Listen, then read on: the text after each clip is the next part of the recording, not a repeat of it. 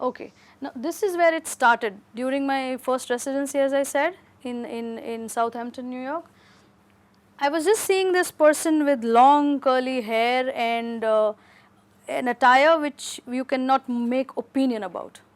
And something which you cannot make opinion about, it makes you more uncomfortable or curious to know more about it.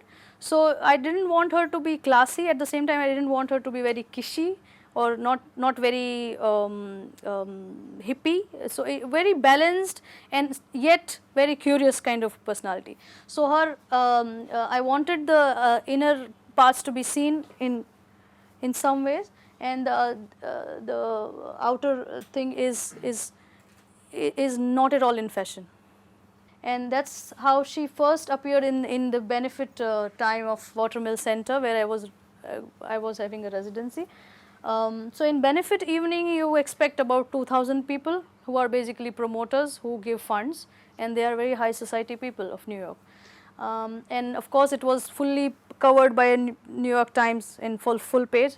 So I just wanted to be one of those party people, that they are curious enough to come to you, they get close to you, they talk to you, they get photograph with you, and that happened. And then later I developed this story and I used it as pastry pictures.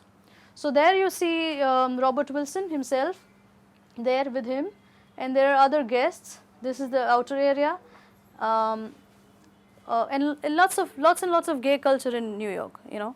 So young, old, all sort of people. So you'll see more of that culture in there, and the pictures I use later in the entire series. Now this is how celebrities like to celebrate their birthdays. Because they want to get. I mean, I have nothing to say particularly about any person or something. It's just that as a viewer, I come across there was a time in between, there are lots of pastry thing was bombarding on us, you know, every day. So this woman is celebrating her birthday along with the media in slums around, and going around with soft drinks and to cut her cake with these slum children, and where she's going with the Pepsi, where these local slum people have a lot of problem with water, regular water. So, but I actually did it. I actually did it going in the slum and doing it there. The pixelated area. Now there is this cartoon, caricature in newspaper, where it shows about this woman going to the slums and how she's being. It's also a reaction from society or from media, that how can she go to celebrate her birthday in a slum where this pump is out of order there. These are the pictures from Watermill Center. This was about people hardly, I mean, people just want to be painted by appointing some painter to capture themselves as a Rajasthani woman, or a traditional painting, or they may not know anything about, you know, the carvings of it, or maybe the paintings or whatever it is, but and the painters who do such kind of work, they just and it's a state art exhibition, just getting an award. Next painting is Abhishek Bachchan's painting. So it's a very kind of a story, very momental story, but a capture of that. This is the starting story. The show was also like, as soon as you enter, you see only these works, and at one point you stop and you see a breaking news video which changes the whole show. Yeah. There's no sound, huh?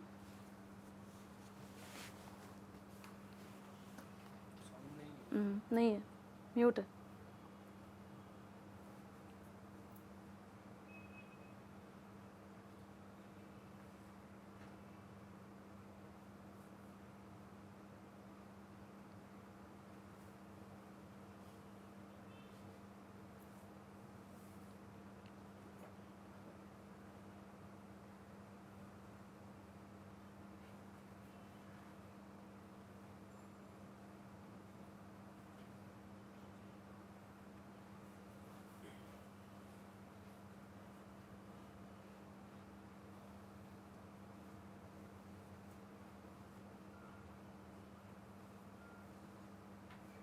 Okay, this is on a repeat mode. It's on a loop going on in the gallery all the time, and which is like a breaking the whole image of Nainan, what you have seen up till now. And the story is that one fine day this photographer or a media person just finds out that you cannot separate her hair from her personality, and he finds out by mistake that it's not her hair. It's just she has a hair disorder. It does not belong to her. It's not her. It's something else, and it makes her so wild and so unreal that she reacts this way. This is a breaking news video, and this keeps on. You know how media people just runs it on loop all the time, all day. You know how as if it's a national issue. Now there's the same cartoonist who is uh, capturing the event that she is driving in a car and the wig is just flying away. And this is the way it was put, like as soon as you enter the gallery, there are stands, wooden stands, where these are placed as newspapers, open pages to see. And these are pretty large pictures, like over 3 feet or something.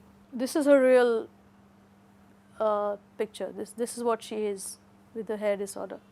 This is where she puts up again that wig, when she knows that the whole world knows her, that the hair is not her. And there was a small room made for this one, like as in a coffin as a sculpture, and this print was in, and it was standing like this, and the lid of that coffin says that the last hypocrite, you know, and the way when she was dead, the wig was placed around her head. So this was the show, and. This has a lots of narrative film influences, you know, media influences.